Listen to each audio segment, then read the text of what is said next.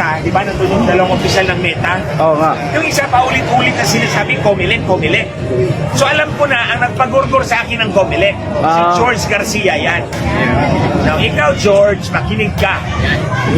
May pinangako ako kay Lisa. Yan. Kay Lisa Marcos. At dadalhin ko yan sa huling hantungan ko for as long as hindi ibabayulit ni Lisa Marcos. Isa doon, yung Facebook account ko. Pag tinanggal ni Lisa Marcos yung Facebook account ko, ilalabas ko yung manipulation sa Korte Suprema.